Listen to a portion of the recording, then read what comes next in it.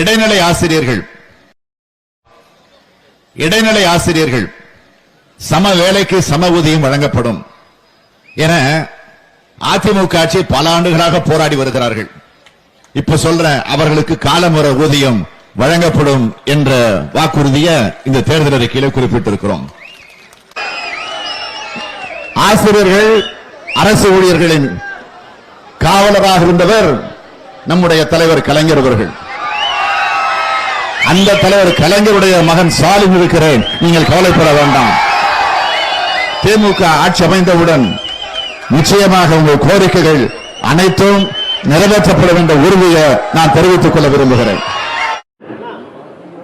ஆகவே அதை வலியுறுத்தக்கூடிய வகையிலே தான் நீங்கள் தொடர்ந்து கடந்த 10 நாட்களாக இந்த உண்ணாநிலை போராட்டத்தை தொடர்ந்து நடத்தி வருகிறீர்கள்.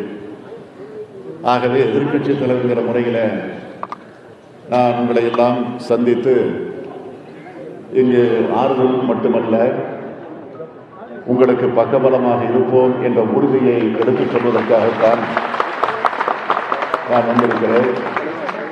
எனவே இது குறித்து நான் நீண்ட அறிக்கையை அரசுக்கு வலியுறுத்தக்கூடிய வகையிலே சம்பந்தப்பட்ட அமைச்சர்களுக்கு சுட்டிக்காட்ட வகையில் நான் என்னுடைய பணியை நிச்சயமாக நிறைவேற்றுவேன் என்ற அந்த உறுதியை என்னிடம் எடுத்துச் சொல்லி இன்றைக்கு தமிழகமே ஒரு போராட்ட களமாக மாறியிருக்கிறது. எங்கு பார்த்தாலும் போராட்டங்கள் ஆர்ப்பாட்டங்கள் தான் தமிழ்நாட்டிலே தொடர்ந்து நடந்து கொண்டிருக்கிறது.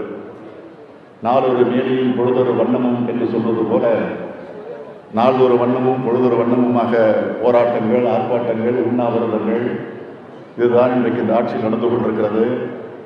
ஆக ஆட்சியில் இருக்கக்கூடியவர்கள் தங்கள் பதவியை காப்பாற்றிக் கொள்வதற்காகவே தான் ஆட்சியில் இருக்கிறார்கள் தவிர மக்களை பற்றி கவலைப்படல, மக்களுடைய உணர்வுகளை பற்றி சிந்தித்து பார்க்கல.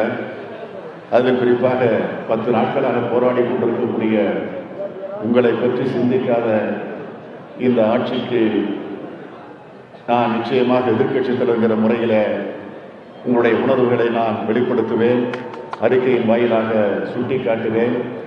தேவைப்பட்டால் சம்பந்தப்பட்ட அதிகாரிகளோடு சம்பந்தப்பட்ட அமைச்சர்களோடு தேவை என்று சொன்னால் தொலைபேசியிலும் அவர்களோடு நான் தொடர்பு கொண்டு நான் இது குறித்து விவாதிப்பேன் என்ற உறுதியை மாத்திரம் இந்த நேரத்தில் சொல்லி